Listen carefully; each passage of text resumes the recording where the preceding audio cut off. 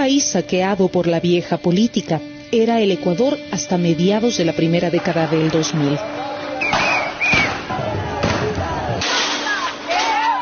La inestabilidad era tal que tan solo 10 años llegó a tener 10 presidentes e innumerables movilizaciones sociales.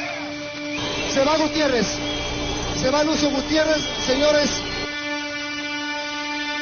Eran más los ecuatorianos que se iban del país que los que regresaban.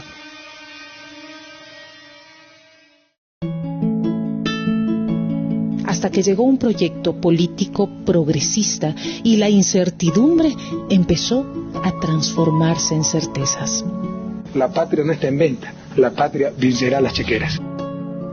Se trataba de Rafael Correa, un joven economista alejado de la política tradicional que empezó la gran transformación.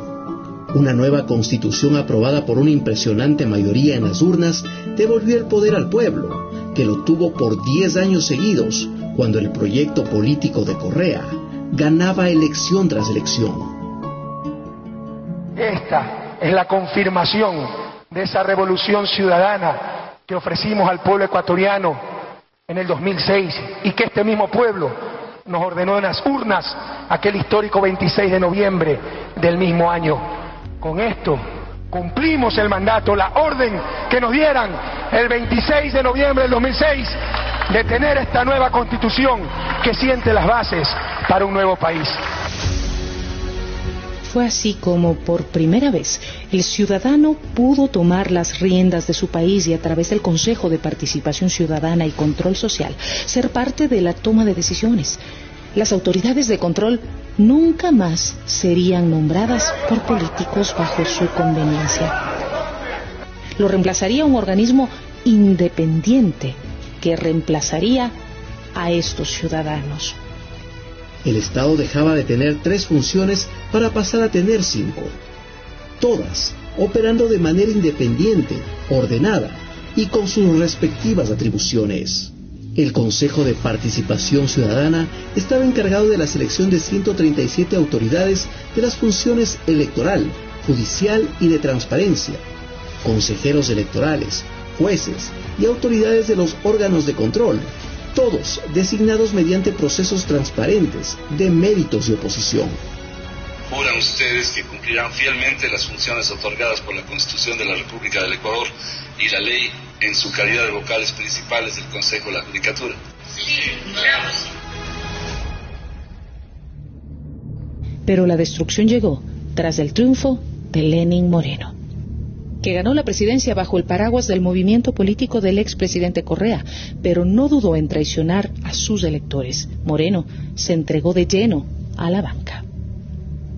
Yo soy uno más, señor presidente, de tantos que no votamos por usted y ahora estamos gustosos de respaldar, de apreciar, de felicitar la gestión que usted está haciendo, señor presidente. Sabes, y en ese orden de que ideas, yo les estoy también agradecidos por no haber votado por mí. A los que les estoy agarrando un poco de odio, más bien a los que votaron. La gestión de Moreno se centró en destruir la institucionalidad del Ecuador. A 5 meses de haberse posesionado, convocó a una consulta popular que cambió la conformación del Consejo de Participación, nombrando a dedo a las nuevas autoridades. Les consultamos sobre el cese inmediato de los actuales miembros del Consejo de Participación Ciudadana y proponemos que los nuevos integrantes sean elegidos a través de votación universal. Los miembros del nuevo Consejo Transitorio, muy cercanos a Moreno, llegaron gracias a una cuestionada consulta popular que se realizó sin dictamen de la Corte Constitucional, tal como hasta hoy lo exige la ley. Fue y es por la reestructuración institucional del Estado. El presidente del Consejo Transitorio aseguraba estar por encima de la Constitución y llegó a tener un poder ilimitado. En el caso de que hubiera algún conflicto entre nuestras decisiones y la Constitución, ha de prevalecer la norma creada por nosotros para cumplir nuestras tareas. Basados en este criterio, todo en el Consejo Transitorio se hizo a conveniencia. En esta sala se evaluó a quienes no tenían la competencia de hacerlo, como a los jueces y juezas de la Corte Constitucional, mientras que a quienes sí debía designar, prefirió ignorarlos. Fue el caso de la Contraloría, donde no se topó a Pablo Celi. pese a que se había arrogado funciones.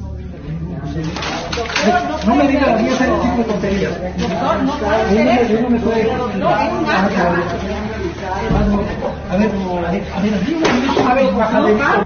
Celi fue muy funcional para el proceso de persecución y Trujillo lo dejó en el cargo sin nunca evaluar su gestión.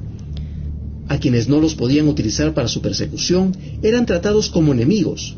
El presidente del Consejo de la Judicatura, Gustavo Yalc, un respetable doctor en Derecho, fue amenazado públicamente por Trujillo. No me obligue a usar la fuerza pública para reducirle al sitio que le corresponde. El proceso de evaluación no ofrecía ninguna garantía para las autoridades que estaban en funciones. Yalc y toda su caterva de cómplices de la violación permanente de los derechos humanos no nos va a detener. La Fiscalía General era el objetivo primordial. Para completar la obra se necesitaba una persona utilitaria que canalice la persecución en el ámbito penal. La elegida fue Diana Salazar, que en realidad fue la menor puntuada en el concurso de méritos. El consejero Javier Zavala Egas lo denunció meses después. Zavala Egas estuvo en contra de este nombramiento. En méritos no estaba primera. En oposición, en el examen escrito que se hizo, tampoco llegó primera. ¿Quién y cómo calificaron como calificaron a la fiscal para que llegue primera al concurso? Mi calificación fue 24 sobre 30. Por lo tanto, la pregunta es ¿por qué llega primera? Porque se la calificó para que llegue primera. En realidad, las pruebas de quien fue designada fiscal fueron mediocres. Su examen escrito recibió la calificación de 10 sobre 20 y su exposición oral solo demostró desconocimiento. Se requiere decisión para tomar algunas decisiones y tener la decisión de tomar las decisiones. La víctima, ¿qué clase? La víctima tiene que versar mismo de la organización. ¿Pero por qué? Nos vamos a decir. Pese a esto, fue designada fiscal general de la Nación. Porque haber sacado 10, eso no significa corrupción, significa honestidad. Moreno aseguró de esta manera los 3 pilares para la persecución, para el lawfare. Pablo Celi, el contralor subrogante, forjaba informes de responsabilidad penal contra todos los correístas. Con estos informes actuaba la Fiscalía de Diana Salazar y los casos llegaban a los jueces puestos por Moreno y Trujillo y los sentenciaban. Tradicionalmente, los fiscales tienen temor y miedo de solicitar prisiones preventivas. Entonces, debe ser aplicada en todos los casos. Llenaron el círculo y empezaron la persecución. Acusaron y sentenciaron por asociación ilícita al ex vicepresidente Jorge Glass, sin una sola prueba, después de que Moreno le retirara de sus funciones porque el vicepresidente denunció el pacto con la vieja partidocracia. Me han quitado las funciones por pedido de Guillermo Lasso, por pedido de los grandes empresarios. Comprendieron con claridad que no iban a contar conmigo para el regreso del viejo país, para el país del tongo, del reparto, de las componendas. Se inventaron el caso Balda, un supuesto secuestro en el exterior de una persona que huyó a Colombia evadiendo la justicia, y ahí salió la primera orden de prisión contra el expresidente Correa. Luego aseguraron que Odebrecht puso presidente en Ecuador y como esta empresa nunca fue enjuiciada, denominaron al caso Sobornos 2012-2016. Sin Odebrecht, la utilitaria fiscal acusó al expresidente Correa por influjo psíquico. Todo en un tiempo récord. En plena pandemia, se cumplieron a la carrera todas las instancias judiciales, un día antes de terminarse las inscripciones a las elecciones presidenciales, y de esta manera se aseguraron que el expresidente Correa no pueda participar como candidato. Sentenciado como instigadores tanto al señor Rafael Correa Delgado como al ciudadano Jorge Glass, que ellos, a través de su influencia, irradiaron para que sus ministros, secretarios de Estado y asesores cometan los delitos. De esta manera, Moreno y Trujillo cristalizaron su propia venganza contra la Revolución Ciudadana y se encargaron de que nadie pueda rever sus decisiones a través de una sentencia de la Corte Constitucional, cuyos miembros fueron designados por ellos mismos. Haré todo lo posible porque este hombre vaya a donde debe estar, en la cárcel. ¿Qué diremos?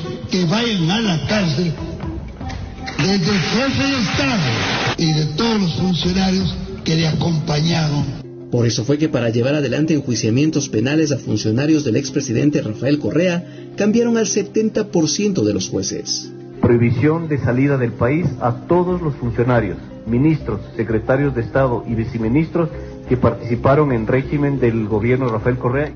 Un proceso persecutorio único en la historia del país, que contó con el apoyo de la gran prensa, que aplaudía.